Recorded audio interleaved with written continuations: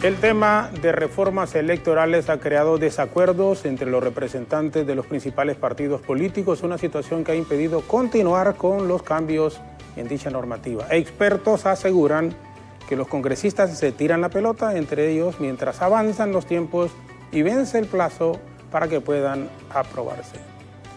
Las discrepancias entre unos y otros solo dejan en el ambiente que los 50 artículos que faltan para aprobar la nueva ley electoral quedarán pendientes y se van a celebrar las elecciones generales con la legislación actual. No cabe duda que Honduras requiere un cambio de chip en la política que solo las reformas electorales pueden conseguir a corto plazo.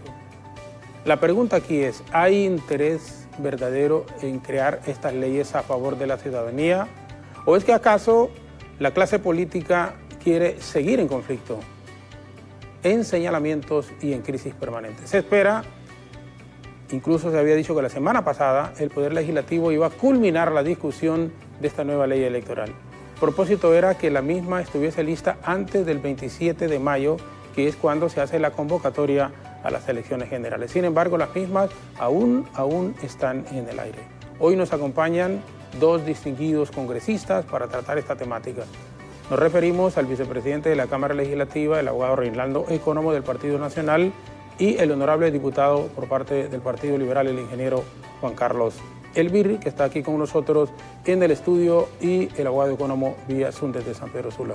Ingeniero, muchas gracias por acompañarnos y es un honor. Muchas gracias por la oportunidad de tener el privilegio de poder dirigirme a su audiencia y explicar un poco de lo que está pasando con respecto a este tema de la reforma electoral. Bienvenido, muchas gracias. Diputado Economo en San Pedro Sula, buenos días, bienvenido. Gracias por estar con nosotros.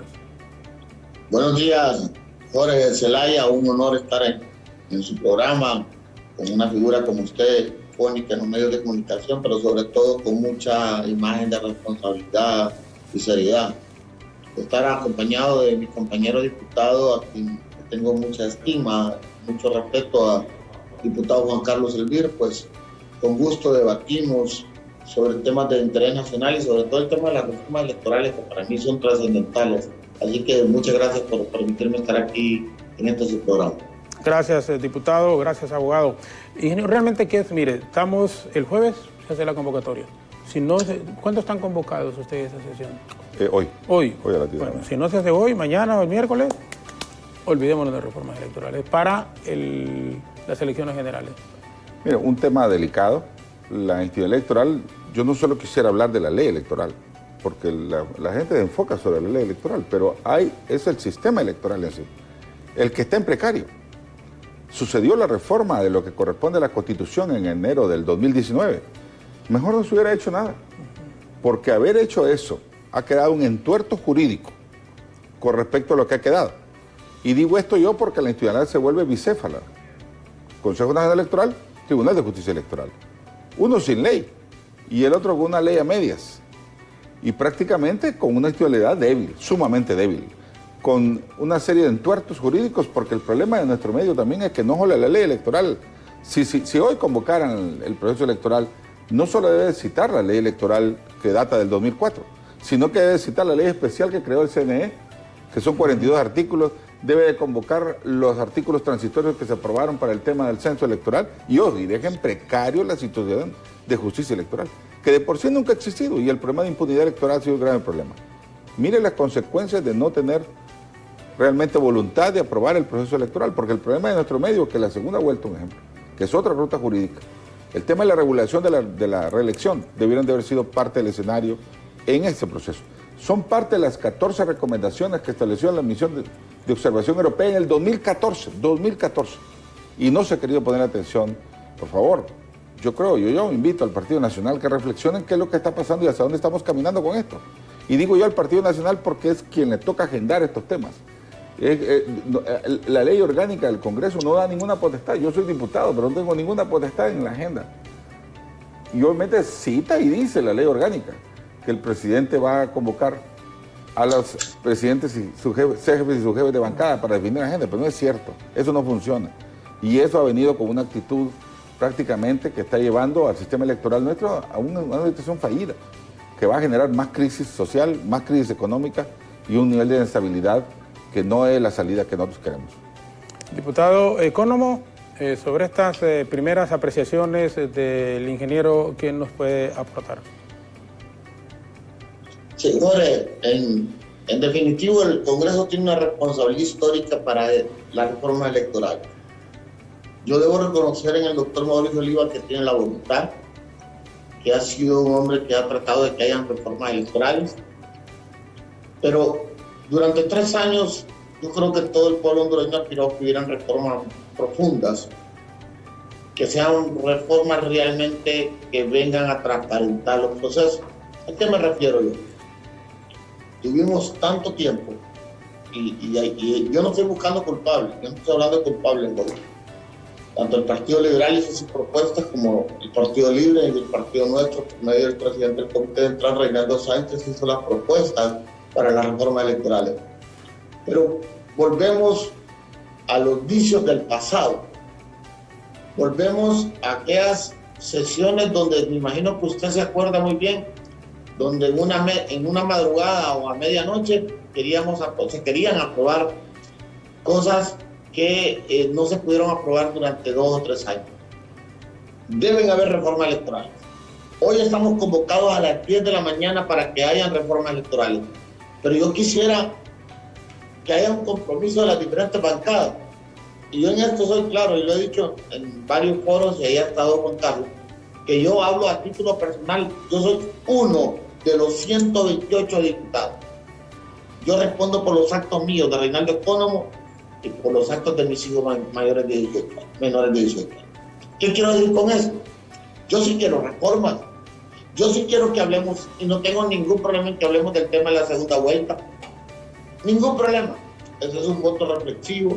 Eso también la democracia se fortalece. ¿Por qué no vamos a la reforma y hablamos del voto electrónico en algunas ciudades? Por ejemplo, San Pedro Sula tiene todas las condiciones para que haya voto electrónico. ¿Por qué hoy, escucha bien ahora, por qué hoy no definimos quiénes son los miembros de mesas electorales? Hay una propuesta establecida y planteada que son 5 miembros, 3 de los partidos mayoritarios y 2 de manera aleatoria. Yo he venido proponiendo que sean 7, para que le demos oportunidad a todos los partidos emergentes. Y por último, el tema del censo, que para mí ese censo no estamos claros sobre su depuración. Si usted me pregunta, yo tengo claro qué debemos hacer. Yo estoy convencido de que van a haber reformas. Pero lastimosamente, yo debo decirlo, bueno, yo no puedo responder por las acciones particulares de otros diputados más que de las mías. Usted ha visto mis posiciones. Cuando he tenido que votar a favor, por el bien del país lo he hecho. Pero cuando me he opuesto, como cuando me opuse a los contratos energéticos, cuando me opuse a la ampliación de los $50 millones que le tenían que dar a lo del aeropuerto, también me opuse. Bajo el riesgo de que se me maquine, pero me opuse, porque para mí Honduras está por encima de cualquier interés político. Así que particularmente creo que las bancadas y los partidos hoy deben ponerse de acuerdo para que el pueblo reciba la gran noticia que sí hubieran reformas electorales. Sí, bueno, y ojalá que eso ocurra. Aquí, la semana pasada tuvimos al abogado Harry Dixon y al ingeniero Renani Nestroza, diputados también, uno de Libre y el otro del Partido Nacional. Y yo le escuchaba al ingeniero Nestroza, hay voluntad política y queremos aprobar esto. El presidente del Congreso está claro y quiere aprobarlo. El presidente del partido ha mandado notas, ha mandado... Pero a veces uno, y se lo digo con todo respeto al diputado Ecónomo, una cosa es lo que escucha y otra cosa es lo que hacen ya ahí. Si el Partido Nacional tiene 61 diputados. No, la solución está fácil.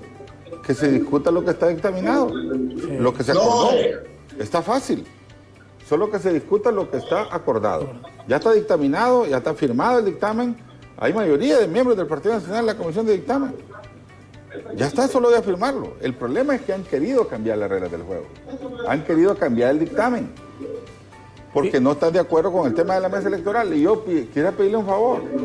Miren lo que están haciendo. En esa ley nueva está definiendo de mejor manera la infidelidad en el tema de justicia electoral. No podemos aprobar la ley de justicia electoral, que son 7 o 8 artículos adicionales, mientras no se apruebe esta ley.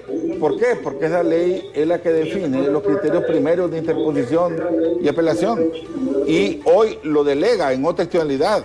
La ley actual tiene un entuerto. ¿Por qué? Porque era unicéfala, era una sola institución que aplicaba administración y justicia, entre comillas.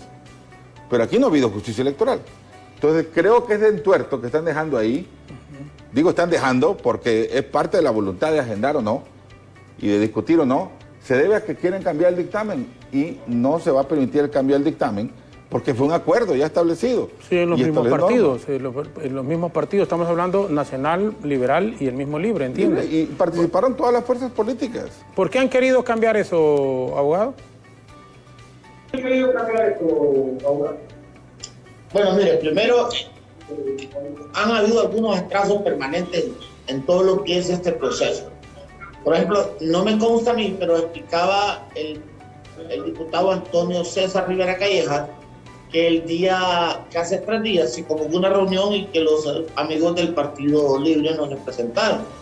Entonces, han habido esos atrasos, pero Juan Carlos, claro que deben haber reformas, claro que se debe aprobar para que el Tribunal de Justicia tenga una ley por la cual se pueda regir y nos permita que haga un buen trabajo. Y mire quién se lo está diciendo, el único diputado que presentó una impugnación y que luego su impugnación pasó al Tribunal de Justicia Partidaria y que en estos momentos están deliberando sobre esa impugnación que yo presenté. O sea, yo sí soy interesado en que haya una ley que rija el Tribunal de Justicia Partidaria, porque yo ya fui el primer diputado de mi partido o hondureño de mi partido que se sometió a la justicia del Tribunal de Justicia Partidaria, que eso es lo que buscábamos, un ente que estuviera por encima del tribunal y que nos diera resultados cuando nosotros tuviéramos dudas del proceso. O sea, yo debo estar aquí claro de que yo estoy listo para la reforma. Y hemos hablado varios compañeros que no solo debe ser por un tema partidario. El país necesita reforma, el país necesita transparencia, Juan Carlos. Así que yo creo que hoy debería haber, por ejemplo, verá al hermano, a Juan Carlos Zelaya, a Jorge Cálix y a los amigos de otras bancadas junto al Partido Nacional, a mi partido, que nos diga si están listos para la reforma. Porque yo le puedo contestar hoy, Jorge, de manera particular, y se lo estoy contestando, pero yo quiero ver a los jefes de bancada diciéndoles si vamos a hacer estas 5 reformas se van a dar el día de hoy. Pero también tenemos que encontrar consenso entre ellos. Y el consenso estaba construido. Sí, porque habían platicado incluso con los representantes, como usted decía, de los otros partidos. El problema radica en la división que había en el Partido Nacional, en aquel que momento lo que se dictaminó comenzó, dentro del Congreso fue rechazado por el otro grupo. Y obviamente que en algún momento eso fue lo que entrampó la discusión de la ley. Si la ley ya estuviera aprobada, Y la pregunta es, es cierto, los de Libertad y Refundación no se han presentado a la comisión, pero ¿qué es la pretensión de reunir la comisión? ¿Cambiar el dictamen? Y nosotros no estamos dispuestos a cambiar el dictamen. El hecho de que estemos presentes en la reunión no quiere decir que estemos dispuestos a cambiar el dictamen. ¿Usted forma parte? Yo formo parte de la comisión electoral que preside Mario Segura. Sí. Entonces la pregunta es, ¿por qué cambiar el dictamen? Ya está un acuerdo, ya hay algo firmado, ya establecido. Esa fue la dilatoria con respecto, esa es la dilatoria del punto ese con respecto a esto. Y yo los invito a algo. Miren, todavía hay salida jurídica si hay un acuerdo político para la segunda vuelta, que sería lo justo, lo correcto. Buscar la manera de lograr la segunda vuelta, planteen ese criterio. Se puede hacer un criterio de interpretación de la Constitución, se puede hacer un criterio que permita el criterio de balotaje en la ley secundaria. Y la segunda vuelta sería la alternativa para buscar la manera de hacerlo. Jenny planteó en un momento determinado el tema de la opción B, de parte del Partido Liberal. La opción B que pretendía una alianza y que pretende establecer mecanismos que puedan regularizar. La pretensión de esto es lograr un gobierno robusto, un gobierno que tenga suficiente caudal electoral y que no sea electo por cuartos, como le dicen, que son figuras que solamente no llegan ni al 20% del electorado y que tienen una debilidad en la convocatoria y por consiguiente gobernanza y demás criterios que debemos de legitimidad, que debemos de discutirlo. Ya debió de haberse hecho, implementado la segunda vuelta. Está en las recomendaciones de la OEA, está en las recomendaciones de la Unión Europea, de la misión de observación europea en el marco de los acuerdos de Venecia para intentar lograr que se entendiera de que la función hoy ya no es bipartidismo, es un multipartidismo y eso requiere mejor un criterio de mayor legitimidad como es la segunda vuelta. Hay una recomendación de parte de la Comisión Nacional Electoral, del Consejo Nacional Electoral, que fue enviado y ni siquiera fue dictaminado. Hay 3 proyectos de ley, al menos, presentados, 2 por el Partido Liberal, 1 por Libre, que fueron engavetados, que no se quisieron dictaminar y que hubieran dado razonamiento a lo que es la reforma del artículo 46 y 236 de la Constitución. Hoy debería de ser por interpretación, para lograr con ello avanzar en lo que puede ser la discusión de un acuerdo político que permita una salida jurídica y política de buen nivel y que permita un proceso electoral tranquilo, que genere paz después del proceso mismo. Diputado Ecónomo, usted es vicepresidente del Congreso Nacional. ¿Se va a discutir esto en la sesión de hoy? Se va a discutir esto en la sesión de hoy.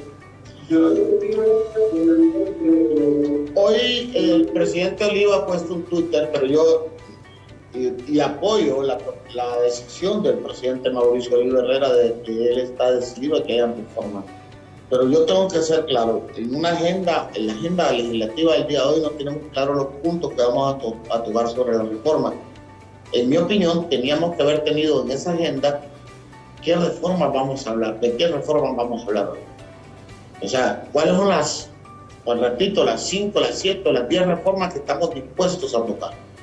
Y no tenía claro, Juan Carlos, sobre el cambio de dictamen. Yo también soy parte de la Comisión Electoral junto a usted, un gran trabajo que ha hecho el diputado Mario Segura, estaba Fernando Honduray, Mario Aguilar González, estaba Aristide Mejía, estaban grandes hombres ahí con grandes experiencias, incluyéndolo usted, Juan Carlos, pero no tengo claro el cambio de dictamen. Lo que sí para mí tuvo que haberse dejado claro que la opinión pública es cuáles son las reformas que vamos a tener hoy. O sea que no se sabe hoy de qué reformas estamos hablando. Yo estoy hablando de las que yo creo que a Honduras le conviene. Repito, no tenemos ningún problema en el caso mío de que hablemos de la segunda. No tengo ningún problema en que hablemos del tema del voto electrónico, de la vinculación del censo.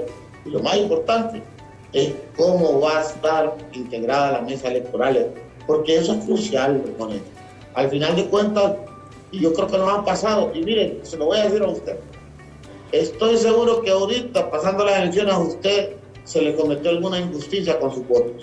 Lo que pasa es que usted es prudente y no lo dice, pero yo al ver la injusticia que cometieron en las elecciones, yo procedí a presentar impugnaciones, porque ese es el gran problema, el tráfico de credenciales. Yo creo que hay partidos emergentes donde hay grandes personas que van a ser grandes diputados y grandes alcaldes, que van a renovar los liderazgos en el país, no importando su ideología. Pero por otro lado, ese es el tráfico de credenciales que hace que las mesas electorales haya demasiada manoseo de los votos. Contra eso, tengo que estar permanentemente yo por una razón. Porque estoy queriendo que el proceso sea transparente y porque he sido afectado directamente. Porque hay partidos que les dan 30.000 credenciales y no tienen 2.000 miembros para mesa electoral. Yo estoy totalmente en contra del tráfico de credenciales. Perfecto, bueno, estamos conversando con el ingeniero Juan Carlos Elvir, diputado del Partido Liberal, y el abogado Reinaldo Ecónomo del Partido Nacional. Reformas electorales. Nos van a permitir, por favor, un cambio, una pausa en radio y en televisión. Nos vamos a quedar en Facebook con Netel Valladares en relación a esta temática que genera sin ninguna duda mucha controversia. Y si no se aprueban, de aquí al miércoles, porque el jueves se hace la convocatoria oficial a las elecciones generales para el último domingo del mes de noviembre, pues no van a haber reformas. Deberíamos de ir entonces a las elecciones generales bajo el mismo mecanismo, estas elecciones generales con la antigua ley electoral, o deben de hacer un esfuerzo los representantes de los partidos, porque si no hay un proceso transparente el último domingo del mes de noviembre en donde gane verdaderamente el que saque más votos y en todos los niveles. Estamos hablando no solo para los presidentes de la República, estamos hablando también de los diputados y estamos hablando de los alcaldes con sus regidores.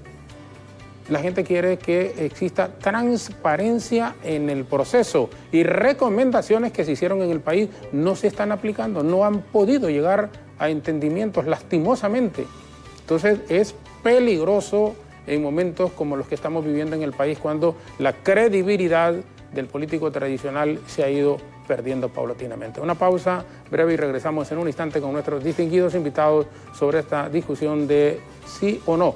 ¿Conviene? Que sí conviene. Una nueva ley electoral en el país, pero que por muchísimas razones no se han podido poner de acuerdo a la fecha. Ya regresamos aquí en BTV, en nuestras estaciones de radio y por supuesto continuamos en Facebook BTV Somos Todos Honduras.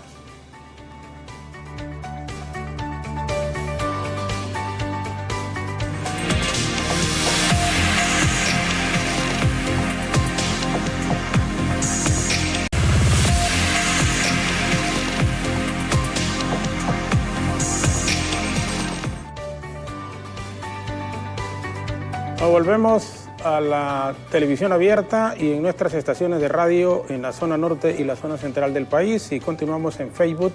Gracias, Ethel, y muchísimas gracias también a la gente. Muchas gracias, muy agradecido. Ingeniero, ir a elecciones generales en el mes de noviembre con esta antigua ley electoral, ¿qué repercusiones podría tener? ¿Es saludable realmente para la democracia? Mire, en primer término, creo que partamos de que la confianza de la ciudadanía respecto al tema de la ley electoral y el sistema electoral es bajo cero. Mire algunos aspectos que esta ley considera con respecto al criterio. Primero, establece una administración de la mesa electoral más gobernable. Os digo yo porque estamos hablando que actualmente serían 28 representantes en la ley. Conforme la ley electoral nueva van a ser 5 representantes. Ya no podemos llegar. ¿A dónde vamos? En el futuro van a ser 50 representantes. Eso no es viable. Eso genera ingobernanza. Además, un aspecto adicional, el tema del tráfico de credenciales. El partido político que más representación de los partidos pequeños, que más representación tuvo la mesa, llegó a tener 17 de 36,000 representantes, de 36,000, 17,000. Y ojo, con el tráfico de credenciales. Realmente, legítimamente, no tuvo ni 5,000 representantes. ¿Qué es lo que está diciendo con eso? ¿Qué señal está mandando con eso? No podemos seguir emitiendo credenciales en blanco. Que la gente la llena a última hora, en la madrugada, y que no sabemos si esa persona que está yendo a la mesa electoral sabe leer, escribir, sabe contar, si esa persona tiene establecidos sus derechos ciudadanos, si está dentro del censo. No podemos seguir permitiendo eso. Entonces, en la mesa electoral, si ya sabemos que la mesa electoral es la primera acción de fraude, la custodia del acta, la elaboración del acta de manera correcta, es lo que precisa. Y es lo que tiene que intentar hacerse.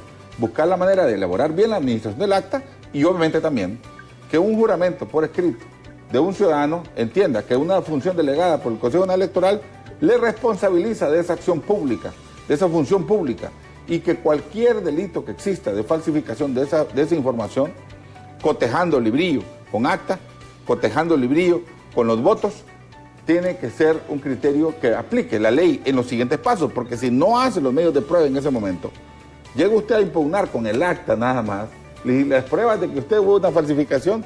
¿A dónde están las pruebas? ¿Y quién va a juntar las pruebas de 36,000, de 18,000 mesas, de 20,000 mesas electorales? Creo que el tema de custodia del acta es de vital importancia. La transmisión de datos y demás aspectos que hagan la compilación de la información es importante. De ahí, obviamente, que se inician los criterios principales y primarios para los recursos de interposición, de apelación, que son los mecanismos primero de reposición administrativa dentro del Consejo Nacional Electoral, que la ley lo define nuevamente. Ya ahora la ley nueva ya no considera criterios de justicia electoral donde va un criterio de apelación. Eso lo delega. En la primera ley, que es la actual, sí lo establece como criterio de principio subsidiario, que es la responsabilidad de esa institución porque el Tribunal de Supremo Electoral le competían ambas funciones, o ya no. Entonces, no hacer eso significa que no va a haber ley de justicia electoral. Entonces, mejor no se hubiera hecho lo de enero del 2019, volviendo a institucionalidad. Lo del Tribunal de Justicia. No se hubiera hecho, se hubiera dejado como estaba.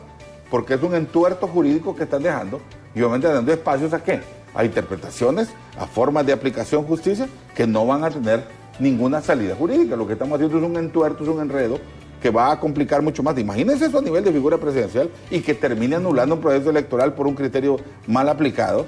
Obviamente que ahí también debería definirse la frontera entre el Tribunal de Justicia Electoral y lo que corresponde a la Sala de lo Constitucional. Por favor, entendamos, la ley 56 constitucional dice que el Tribunal de Justicia Electoral se convierte en el ente, en la última instancia en justicia electoral, a excepción en aquellos casos en los cuales se ha violentado el debido proceso. O sea, que no, que sean cambios de fondo, no de fondo, sino de forma. y que obviamente con ello termine afectando todo el sistema jurídico. Podemos llegar a anular el proceso electoral así como va y dejarlo declarado y entrar y violentar la Constitución. Creo que esas cosas tenemos que razonarlas. El país no merece eso. El país merece más responsabilidad y en ese sentido tenemos que aprobar las reformas como están y complementarlas. Hagamos y validemos el tema de la segunda vuelta. Yo sé que requiere una reforma constitucional y que la reforma constitucional implicaba una legislatura y otra legislatura, pero también ahorita se puede ir por otra ruta si hay acuerdo político con respecto al tema y consolidamos el proceso electoral.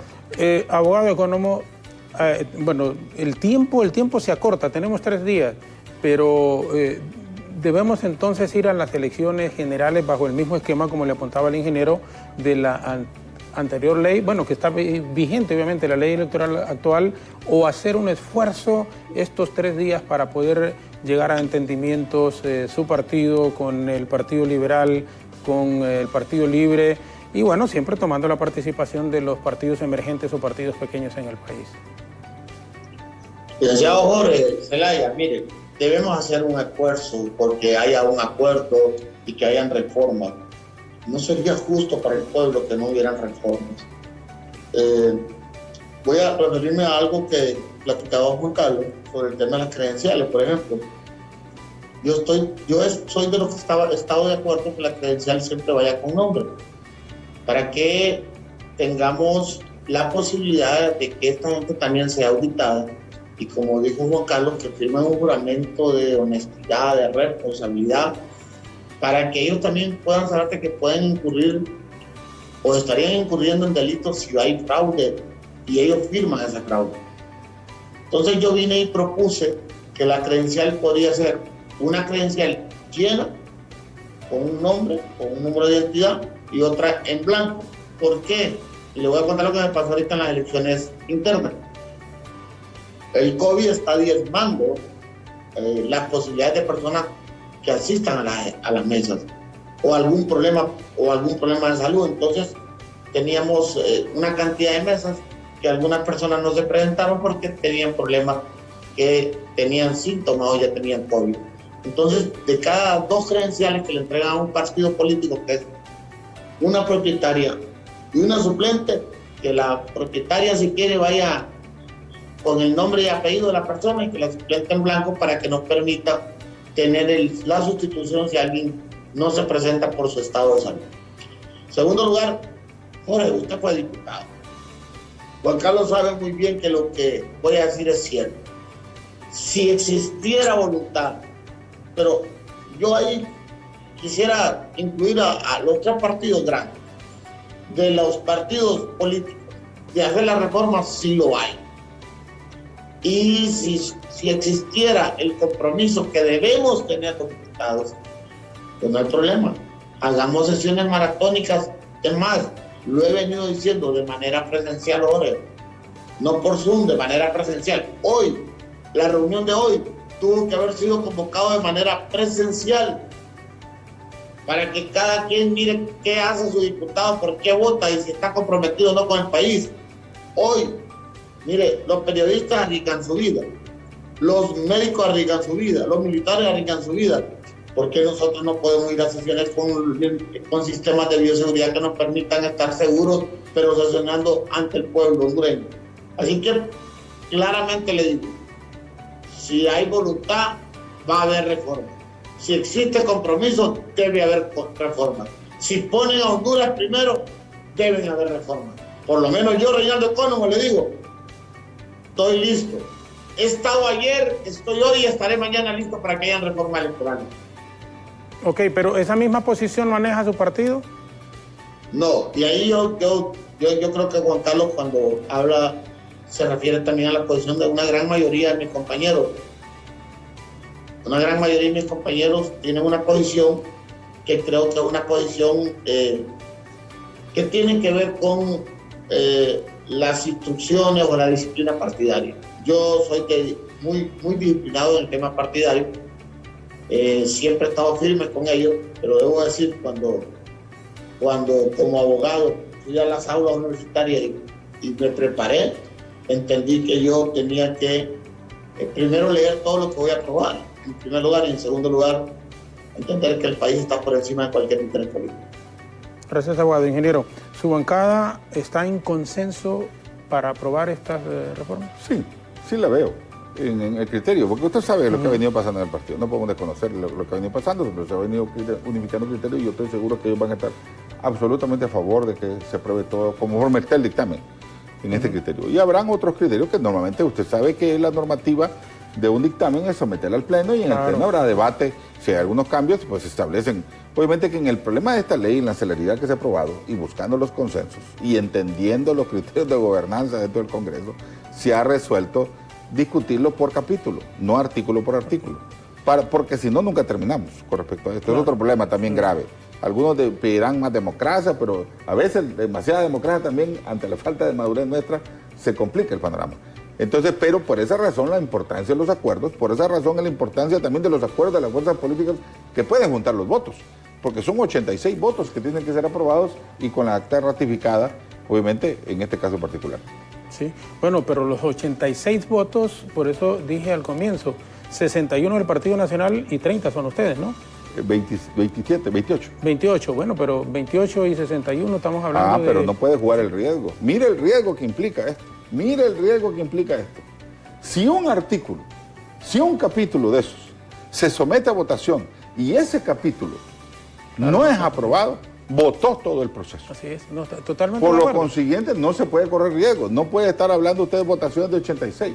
Tiene que andar por lo menos 110 diputados arriba, sí. participando en el proceso electoral por cualquier circunstancia. Por eso es que se necesita no al partido libre, por eso se necesita libre entrar en además, cuando digo libre, fuera del partido deberían de ser todas las fuerzas. Es correcto, todas las fuerzas. Correcto, esta es la aplicación de un sistema de justicia. Y un sistema de justicia no solamente lo legal, también es lo moral. Y por consiguiente lo moral se logra, la autoridad moral se logra, con la participación de todas las partes. Ahora, el Partido Nacional puede también ponerlo a discusión bajo el riesgo de que no se apruebe. Digamos, bueno, nosotros lo pusimos a discusión en el Pleno. Pero es una jugada de mal estilo, porque claro, esto va a ser una situación que no es lo que procede y al final de cuentas el Congreso es el que queda mal. Sí. Aquí nos vamos todos en ese criterio. No, totalmente. La población va a juzgar y va a decir no hay capacidad. ¿Abogado? No hay capacidad, no. Bueno, es obvio y voy a decir algo. Cuando usted dice... Y he tomado las palabras de Juan Carlos cuando habla que el Partido Nacional tiene 60 diputados. 60 diputados con una bancada mayoritaria, obviamente. Pero ahí es donde nosotros tenemos que poner el talento que siempre hemos hablado. No se trata de lo que solo el Partido Nacional quiere. Se trata de lo que beneficia al país. ¿Por qué digo esto? Porque yo tengo claro de que cuando hay interés nacional, la población mira con buenos ojos que se pongan de acuerdo la bancada. Juan Carlos, yo quiero una pregunta. Si en estas reformas tuviéramos que ponernos de acuerdo, todos los diputados de los 3 partidos políticos grandes, yo quisiera una pregunta porque ¿contaríamos con el total de los votos del Partido Liberal? Y lo pregunto esto no por la falta de voluntad, Juan Carlos, yo creo que hay una facción que siempre ha estado de acuerdo, pero la otra facción está de acuerdo. Si nos vamos así como el dictamen, yo estoy absolutamente seguro que vamos a estar de acuerdo. Así como está el dictamen. Así como está el dictamen. Sí, se presentaron así. O sea que actualmente, como está el dictamen, contaríamos con todos los votos del Partido Liberal. Estoy absolutamente seguro. Sí, porque yo debo decir, y no es con el ánimo de entrar en polémica, Jorge Zelaya, el otro gran problema es que el Partido Liberal mantuvo 3 años en una división de su bancada, una bancada que la dividía, te repito, con mucho atino el ingeniero Mario Segura, y la otra bancada que no seguía línea de su jefe de bancada. Entonces, de alguna manera, también eso permitió retrasar, y no estoy culpando al Partido Liberal, quiero aclarar, sino que a veces las divisiones internas en los partidos también nos generan problemas. También a nivel de nosotros había un movimiento que era Juntos Podemos y el otro movimiento Unidad y Esperanza, pero no permitía que avanzaran porque no había una sola posición partidaria.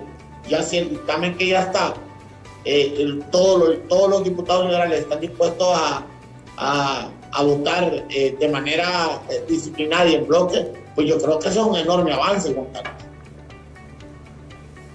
Bueno, vamos a hacer la última pausa. Van a permitir, por favor, en este momento, el ingeniero Elvir y también el abogado Economo, diputados del Partido Liberal y del Partido Nacional, ya en la parte final.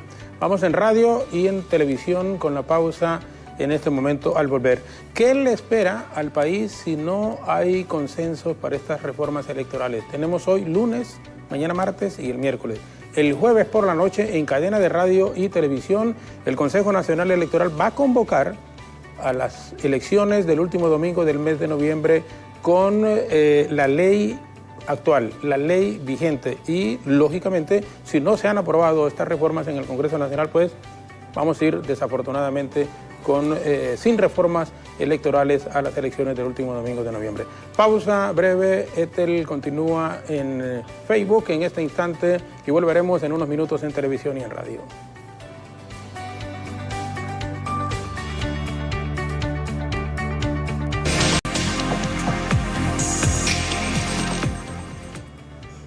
Estamos en los últimos 10 minutos aquí en el diálogo. Gracias, Ethel, en los aportes ingeniero y abogado que hacía Ethel Valladares con la comunicación de muchos amigos a través del Facebook. Elecciones primarias, hubo muchas irregularidades en las mesas especialmente. Y yo quiero hacer un agregado, cuando apuntaba Ethel, actas en donde decían para un candidato 000 y otro 450, 000 y otro 360. Es inconcebible, es increíble, pero esta gente no se les sanciona. Entonces siguen cometiendo las mismas irregularidades. Esas cosas ya deberían de desaparecer definitivamente. Yo le voy a señalar algo. El proceso electoral nuestro nunca ha tenido el 100% de las actas inscritas. Nunca en el cómputo, nunca en la historia. Cuando iba por el 80%, llegaban a acuerdo y hacían la declaratoria. Y lo demás se quedaba en nada. Hay una expresión que usted conoce, que lo que no pudiste defender el día de las elecciones ya no lo defendiste. ¿Sí? Lo que no pudo salvarlo, ¿cómo protegerlo? Y, ojo, ¿se planificó un sistema o no se planificó un sistema? Que es la falta de planificación, la falta de diseño. De tal manera que se separó el voto de diputado. Y si usted razonara, a partir del 2009, que se separa el voto de diputado, y que se separa de manera individual, potencializa, porque antes se había separado el voto de alcalde y la papeleta para alcalde, después del voto de diputado, se potencializa el interés particular de cada uno por sacar el número de votos que corresponde. Ya pareciera como que imagínese usted el caso de Francisco Morazán, los 20 diputados, por los 14 partidos estamos hablando de... 23 por 14 partidos. 23 somos Francisco. Perdón, 23 sí. por el número para multiplicarlo más fácil. Más estamos fácil, perdón, sí. Si fueran 20, un ejemplo, por 14 partidos estamos hablando de 280. 280 sí, diputados, sí. Cada quien individualmente velando por su... No va a tener 280 personas viéndole los votos en cada una de las mesas electorales. Eso potencializa la posibilidad de que exista fraude. Pero independientemente de eso, el problema es lo que ha venido pasando, el tema de impunidad electoral. Impunidad que venga alguien, mira, fácil falsificar, alteran un acto electoral y como nadie va a castigar, nadie va a sancionar, porque los medios de prueba no son fáciles lograrlos, entonces obviamente que la responsabilidad pasa ¿dónde? En la mesa electoral. Y hay que buscar la manera de simplificar los procesos. Simplificar los procesos significa buscar la manera de certificar a las personas que van a ir a la mesa electoral, tener los mecanismos de cambio, como dice Economo, y buscar la manera de garantizar que la persona que va tiene la capacidad moral y intelectual para poder conducir la mesa electoral. De ahí para adelante, el medio de prueba, el acceso, que es el acta que corresponda. ¿Se imagina usted que agarre un papel de esos y le ponga copia con papel carbón para 14 copias? ¿Va a existir posibilidad de eso? No va a haber forma de poder hacerlo. ¿Y cómo usted garantiza que ese es original? Que es una copia original o que es una copia del original. O sea, ¿a dónde va a existir eso para que no haya una falsificación de lo que pasó en el 2017? Que se señalaba que hubieron 17 actas falsas. O los votos rurales que le señalaban. Entonces, creo que esas cosas tienen que buscar la manera de analizarse y simplificarlo. Por esa razón es importante la mesa electoral, la custodia del acta y lo que corresponde a la transmisión de datos como parte importante para generar confianza.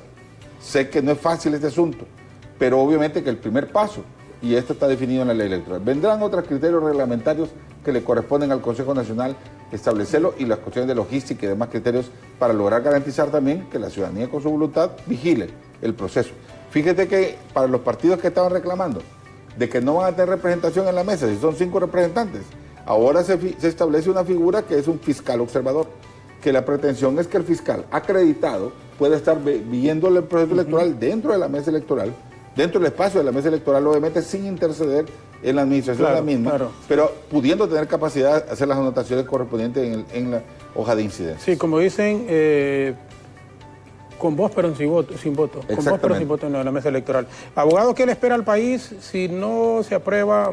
Hay que ser optimista en estos 3 días, esa nueva ley electoral que todos estamos esperando. Yo estaría sumamente preocupado, porque sí necesitamos que se apruebe una nueva ley electoral, necesitamos que se hagan reformas, como lo dije en el principio, profundas, que nos garantice que el proceso sea transparente y que no volvamos al caos y a la intranquilidad que tuvimos en las elecciones pasadas. Definitivamente mi apuesta siempre va a ser a que haya reforma electoral, a que este proceso nos garantice que haya paz y tranquilidad. Pero si no hay reforma, ¿qué nos queda? Primero, que sea la elección más observada de todos los tiempos. En primer lugar, que vengan todos los observadores nacionales e internacionales. 2, que el sistema de transmisión de resultados sea manejado por un ente internacional. Que haya sistema de transmisión de resultados rápidos, pero por un ente internacional. 3, apostarle a poner hombres y mujeres probos en las mesas electorales. Hombres y mujeres que pongan el interés del país primero y que sobre todo entiendan de que tener una democracia fortalecida, una democracia en la que no exista fraude, eso nos va a permitir a los hondureños salir adelante. Eso es fundamental si no existiera lo que usted dijo. Pero para mí, el plan A debe seguir siendo las reformas electorales y hoy es el día para trabajar en ellas. Hoy. Así que, con Juan Carlos tenemos mucho en común porque somos un poco, de repente estamos en los foros, en los debates defendiendo nuestras ideas. Yo defiendo las mías y a veces son muy particulares y a veces tengo al interno de mi partido algunas complicaciones, pero ni modo, a mí me eligió el pueblo para venir a legislar. Yo no vine a hablar del día de la yuca con chicharrón, ni el día del pan de coco, ni el día de la baleada. Yo soy un hombre serio, yo propongo hospitales, carreteras, nueva ley, me he preocupado por hacer iniciativas que protejan a la mujer, a la niñez, y voy a seguir en ese proceso ahora. Así que agradecido de que me haya invitado al programa. No me cuelgue porque yo acá escribí acá un mensajito.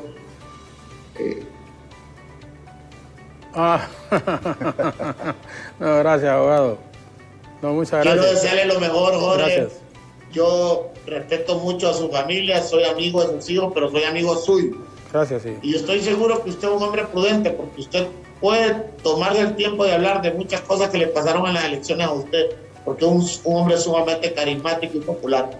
Pero hoy desde acá, desde mi oficina, le digo a usted y a su familia, le apreciamos mucho, que pase un feliz cumpleaños. Son 40 años que está cumpliendo. Y 59. Le deseo lo mejor. Sí, y ¿no? quiero que sepa que también le tengo mucho cariño a su hermano, al ingeniero Selvio Zelaya, o sea, es una familia honorable. También a su hermano aquí, a Rigo, en Puerto Cortés. O sea, todos sus hermanos. Entonces yo quiero, antes de terminar este programa, decirle feliz cumpleaños, que la pase súper bien junto a su familia y que Dios le bendiga siempre. No, gracias, abogado, muchas gracias. Gracias. Muy agradecido. Gracias. Y es recíproco también el aprecio. Ingeniero, gracias por habernos acompañado. Es primera vez que usted está aquí con nosotros, pero ha sido un enorme placer. Muchas gracias. Bueno, quiero unirme al... Gracias. Ya lo había dicho extra cámara, pero quiero unirme a esa expresión de felicidad y para su familia, para usted, bendiciones realmente. Gracias, que sean de mucho éxito a futuro. Y agradecerle la oportunidad de estar no, todo lo contrario. en este programa muy visto. Por haber venido, es un hombre muy beligerante en su partido, en el Congreso, y nos ha honrado también esta mañana. Va de designado, ¿verdad? Voy de candidato designado presidencial. Con el abogado Rosenthal en el Partido Liberal. Bueno, suerte. Y el abogado Economo sí va a la reelección. Al final, y digo al final porque sé que hay una impugnación. ¿En qué posición quedó de candidato a diputado a la reelección ahí en Cortés, abogado? Bueno, yo creo que ya está fuera, ¿verdad? Ok, perdón. No, que estoy. Quedé en las 5. A 5, sí. Quedé en las 5. Pero debería estar en la 1. No, está bueno, no, está bien la aclaración. Quedó en la 5, pero debería estar en la 1. No, suerte, abogado. Estando también en la 5 es poco probable que no salga. O sea, cuando digo que no salga es porque son 20 diputados en Cortés. Y la 5 casi da una garantía de que va a salir de diputado. Entiendo que así es, sí, entiendo que así es. Igual acá en Francisco Morazán, y cuando uno está en las primeras 5, Partido Liberal, Partido Nacional, casi tienen garantizado eso. Pero bueno, eso el pueblo al final es el que lo decide. Abogado, muchísimas gracias, de veras. Saludos. Gracias, licenciado. Gracias a Juan Carlos, mi buen amigo. Qué bueno que va de vicepresidente designado. Y siempre le he dicho que Yanni vino a levantar la votación del Partido Liberal. Soy amigo de esta familia. Y qué bueno, les deseo lo mejor. Yo estoy firme con Papi, trabajando para que Papi logre la presidencia. Y gracias, Jorgito, gracias. Todo lo contrario. Que Dios lo bendiga. Gracias a usted, abogado Reinaldo Ecónomo, vicepresidente del Congreso Nacional de la República, del Partido Nacional. Nos ha acompañado esta mañana, igual el ingeniero Juan Carlos Elvir, que ha estado aquí en el estudio. De nuevo, ingeniero, muchas gracias. Muchas gracias a usted. Agradecido. No hay duda que las reformas electorales van a ayudar al país a tener una mejor democracia y procesos transparentes con igualdad de condiciones. Los diferentes actos suscitados en el pasado reciente deben abrir los ojos a los actores de la política en el sentido de que Honduras necesita estas reformas y no solo electorales. Necesita verdaderamente pensar que se está trabajando duramente por las necesidades del pueblo hondureño. Por ello, el llamado es a las bancadas legislativas, a que por primera vez en estos temas lleguen a consensos claros y directos, pensando en el bienestar de la población hondureña, porque ya a esta altura sería injustificable y provocaría el malestar mayor del pueblo hondureño si no se hace proceso electoral transparente el último domingo del mes de noviembre, en donde salgan representados quienes tengan el apoyo popular, que la gente quiera que sean sus diputados, sus alcaldes y el presidente o presidenta de la República. Mañana en el diálogo estaremos hablando sobre el ejercicio del periodista. Mañana celebramos los periodistas nuestro día aquí en Honduras el 25 de mayo. Así que estaremos con nuestros compañeros tanto de Tegucigalpa como de San Pedro Sula que nos cuenten sus experiencias vividas en el trabajo diario. A propósito, ayer fueron vacunados especialmente los reporteros, los camarógrafos y los fotógrafos, que con toda sinceridad se